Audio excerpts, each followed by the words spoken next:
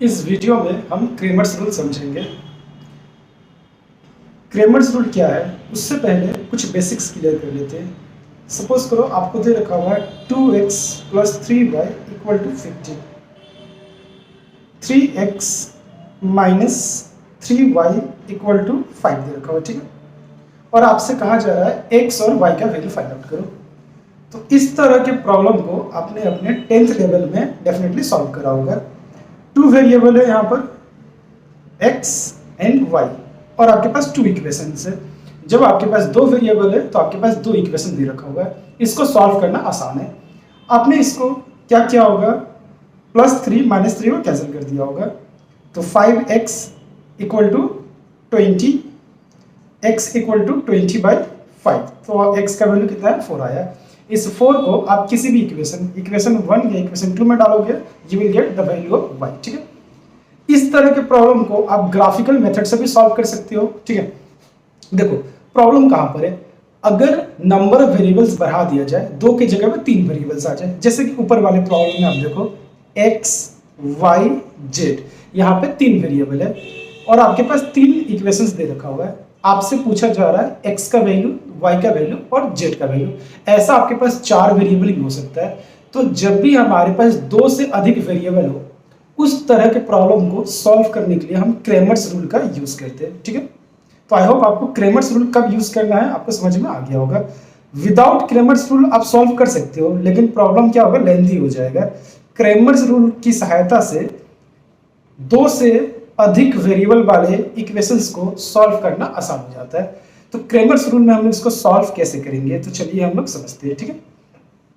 सबसे पहले आपको सॉल्यूशन में क्या करना है, डिटर्मिनेंट्स फॉर्म करना है, ठीक है। 3 वेरिएबल है, एक बार डिटर्मिनेंट x के लिए फॉर्म करना है, एक बार y के लिए करना है और एक बार z के लिए करना है, ठीक है। तो आपको फॉर्म करना है डेल्टा x फॉर्म करना है। यहाँ पे हमको बनाना है डिटर्मिनेंट ऑफ x।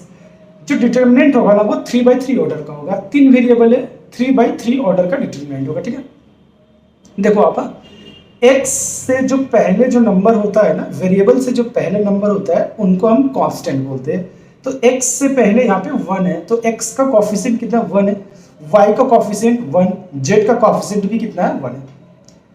x का कोफिशिएंट सेकंड वाले इक्वेशन में कितना हो जाएगा 2, y का कोफिशिएंट 3 है, z का कोफिशिएंट 4 है।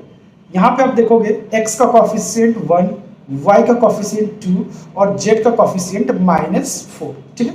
तो आई होप आपको कोफिशिएंट समझ में आ गया होगा, ठीक है। और ये जो =3 दे रखा हुआ है, ये 9 और ये -1, ये सारे के सारे क्या है, कांस्टेंट वैल्यूज है, ठीक है। अब हम डिटर्मिनेंट ऑफ x फॉर्म कर रहे हैं, ठीक है। तो डिटर्मिनेंट ऑफ x फॉर्म करने का रूल क्या है, एक बार आपको x का कोफिशिएंट, y का कोफिशिएंट और z का कोफिशिएंट 3 कॉलम बनाना है, ठीक है। x के नीचे x वाले कॉलम में आप x का कोफिशिएंट नहीं डालोगे, x के कोफिशिएंट को रिप्लेस करोगे विद द कांस्टेंट। मतलब जब आप डिटर्मिनेंट ऑफ x फॉर्म करोगे ना, तो x के कोफिशिएंट की जगह पे कांस्टेंट वैल्यू डालोगे। तो कांस्टेंट वैल्यू क्या है यहाँ पे 3 9 1, अब डाल दो 3 9 और -1, ठीक है। अब यहाँ पे क्या करोगे, y का कोफिशिएंट यहाँ पे ड्रॉ करोगे, ठीक है। तो y का कोफिशिएंट क्या है 1 3 2, अब डाल दो 1 3 2।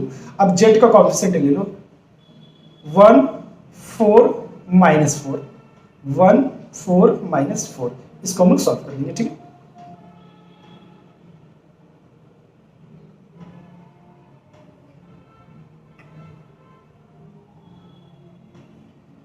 तो इसको सॉल्व कैसे करना है, लास्ट वीडियो में डिटर्मिनेंट को 3/3 ऑर्डर के डिटर्मिनेंट को कैसे सॉल्व करना हम सीखे थे, ठीक है। तो मैं इसको डायरेक्टली सॉल्व करूंगा अभी। आप पुराना वीडियो देख लो अगर आपको इसको सॉल्व करना नहीं आता है तो, ठीक है।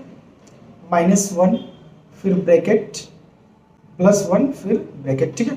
तो हम लोग को क्या करना होता है, 3 के लिए हम लोग क्या करेंगे, 3 जिस रो और जिस कॉलम है उसको हम लोग को एलिमिनेट कर देना है, ठीक है। अब जो बच रहा है उसको क्रॉस मल्टीप्लाई करना है, 3 × 4 -12, तो आप डालोगे -12, ठीक है।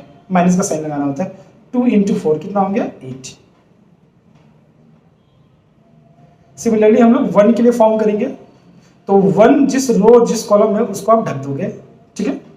आपके पास क्या बचा 9 × -4 कितना हुआ -36 ब्रैकेट में डाल दो, बीच में माइनस का साइन, -1 इंटू 4, -4 होता है ना, तो माइनस तो है, -4 डालोगे तो +4 हो जाएगा, ठीक है।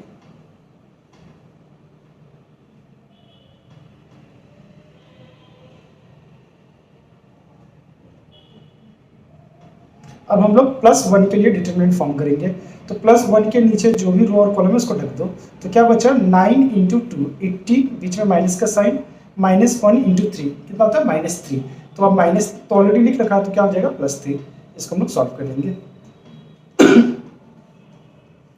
तो 3 -20 -1 -32 +1 और यहाँ पे 21, इसको सॉल्व करेंगे तो कितना आएगा -60 +32 +21 -60 +53, तो आंसर इज -7, ठीक है। तो आई होप आपको डिटर्मिनेंट ऑफ x कैसे निकाला समझ में आया, ठीक है। अब हम फॉर्म करेंगे डिटर्मिनेंट ऑफ y, ठीक है। तो डिटर्मिनेंट ऑफ y फॉर्म करने के लिए आप क्या करोगे, x का कोफिशिएंट डालोगे, y के कोफिशिएंट के जगह पर आप क्या डालोगे कांस्टेंट वैल्यूज, ठीक है। तो आप देख लो यहाँ पे x का कोफिशिएंट कितना है 1 2 1, ठीक है। तो हम यहाँ पर डाल देंगे 1 2 1। y के कॉलम में हम लोग y का कोफिशिएंट नहीं डालेंगे, क्या डालेंगे उसके जगह पर कांस्टेंट वैल्यू 3 9 -1, तो आप डाल दो यहाँ पे 3 9 -1। अब आप z का कोफिशिएंट ले लो, z का कोफिशिएंट कितना 1 +4 -4, 1 +4 -4, ठीक है।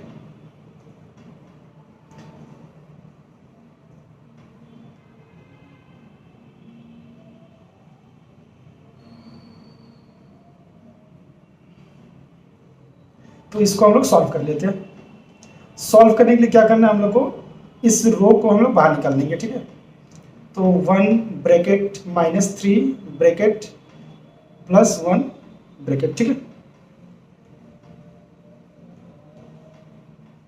तो सॉल्व कैसे करेंगे, 1 को सॉल्व करेंगे तो 1 के रो और कॉलम को एलिमिनेट करेंगे, जो बचा उसको मल्टीप्लाई कर लो, 9 इंटू -4 तो -36, -1 इंटू 4 तो -4 ना, तो माइनस +4 हो जाएगा। फिर हम लोग -3 को सॉल्व करेंगे ना, तो 3 के रो और कॉलम को ढक दो, 2 इंटू -4 तो -8 हो गया, 4 इंटू 1 -4, ठीक है। सिमिलरली हम लोग लास्ट वाले को सॉल्व करेंगे, लास्ट वाला यानी कि 1 को सॉल्व करेंगे, 1 के रो और कॉलम को ढकेंगे, 2 इंटू -1 तो -2, बीच में माइनस का साइन, 1 इंटू 9 9 आ जाएगा, ठीक है। इसको सॉल्व कर लेंगे हम लोग, तो 1 इंटू -32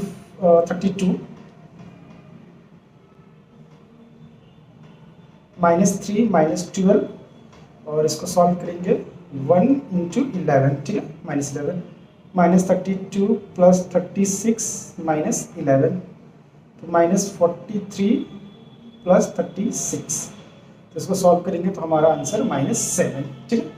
अब हम फॉर्म करेंगे डिटर्मिनेंट ऑफ z, ठीक है। तो डिटर्मिनेंट ऑफ z फॉर्म करेंगे, इसके लिए मैं नेक्स्ट पेज ले लेता हूँ। Determinant of z same rule रहेगा, हम लोग इस बार x का कोफिशिएंट लेंगे, y का कोफिशिएंट लेंगे, z के जगह पर कांस्टेंट वैल्यू डालेंगे, ठीक है। तो x का कोफिशिएंट कितना है 1 2 1 1 2 1। अब y का कोफिशिएंट डालेंगे, y का कोफिशिएंट है 1 3 2 1 3 2। डेल्टा z ले रहे हो, z का कोफिशिएंट के जगह पर कांस्टेंट वैल्यूज डालना है, कांस्टेंट वैल्यू है 3 9 -1 3 9 -1, ठीक है। इसको सॉल्व कर लेंगे, 1 ब्रैकेट -1 ब्रैकेट +3 ब्रैकेट, ठीक है। तो 1 के रो और कॉलम को ढकेंगे तो -3 -18 -3 -18, ठीक है। अब हम क्या करेंगे, इस बीच वाले 1 को सॉल्व करेंगे, तो 1 के रो और कॉलम को ढको, 2 इंटू -1 -2 बीच में माइनस का साइन, 1 इंटू 9 तो ये 9 आ जाएगा, ठीक है। अब हम लोग लास्ट वाले 3 को सॉल्व करेंगे, तो 3 के रो और कॉलम को ढकेंगे, 2 इंटू 2 4 -3, तो इसको सॉल्व कर लेंगे। 1 इंटू -21, 1 इंटू -11 प्लस 3 1 आंसर, ठीक है ना। तो -21 प्लस 11 प्लस 3 -21 प्लस 14, तो अगेन आपका आंसर -7, ठीक है। अब हम लोग डिटर्मिनेंट ऑफ कांस्टेंट बनाएंगे, ठीक है। तो इस बार आपने क्या करना है, डिटर्मिनेंट ऑफ x निकाल लिया, डिटर्मिनेंट ऑफ y निकाल लिया, डिटर्मिनेंट ऑफ z निकाल लिया। अब आपको डिटर्मिनेंट ऑफ कांस्टेंट निकालना है। तो कांस्टेंट डिटर्मिनेंट कैसे निकालेंगे, हम लोग कोफिशिएंट ऑफ x लेंगे, कोफिशिएंट ऑफ y लेंगे, कोफिशिएंट ऑफ z लेंगे। इस बार कांस्टेंट वैल्यू नहीं लेंगे, ठीक है।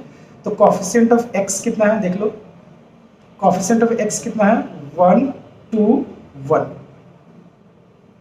1 2 1। कोफिशिएंट ऑफ y डाल देंगे हम लोग, जो कि है 1 3 2, 1 3 2। कोफिशिएंट ऑफ z कितना है 1 4 -4, 1 4 -4। इसको सॉल्व कर लेना है। 1 ब्रैकेट -1 ब्रैकेट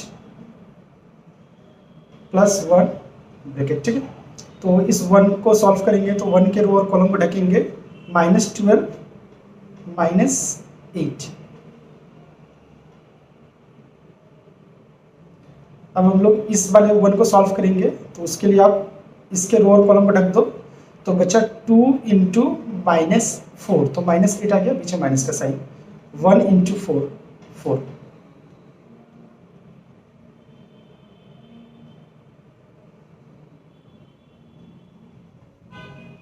अभी इस 1 को सॉल्व करेंगे तो 1 के नीचे के रो और कॉलम को ढक दो, 4 3 4 -3, तो इसको हम लोग सॉल्व कर लेंगे। 1 -20 -1 12 प्लस 1, और यहाँ पे पॉजिटिव 1 आ जाएगा। तो -20 माइनस प्लस 12 प्लस 1, तो -20 प्लस 30, तो अगेन आपका आंसर -7 आ रहा है, ठीक। तो हम लोगों ने 3 वेरिएबल का डिटर्मिनेंट और एक कांस्टेंट का डिटर्मिनेंट निकाल दिया, ठीक है। अब आपको क्या करना है, बाय क्रेमर्स रूल लिखना है, बाय क्रेमर्स रूल लिखना है, ठीक है। और आपको एक इक्वेशन फॉर्म करना है।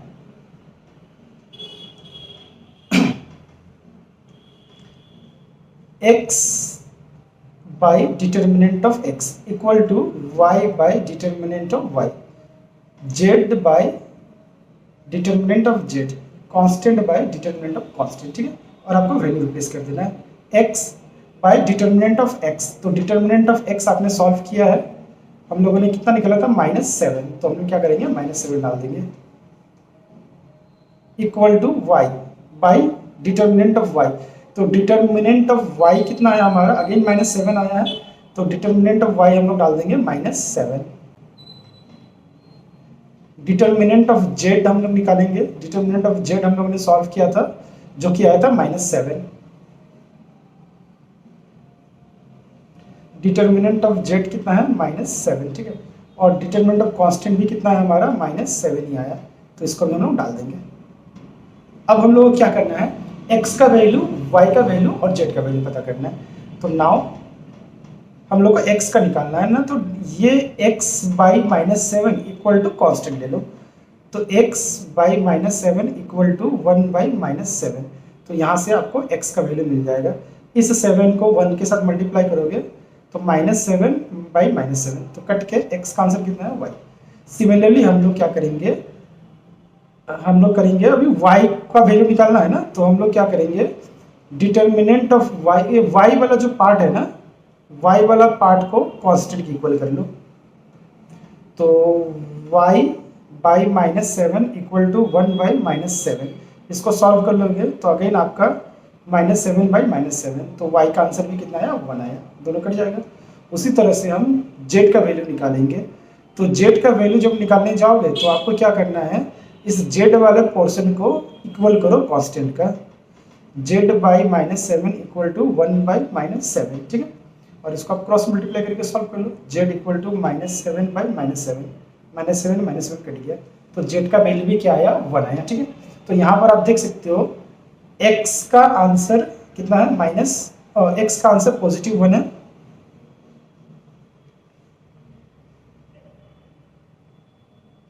y का आंसर +1 और z का आंसर भी क्या है हमारा +1 है।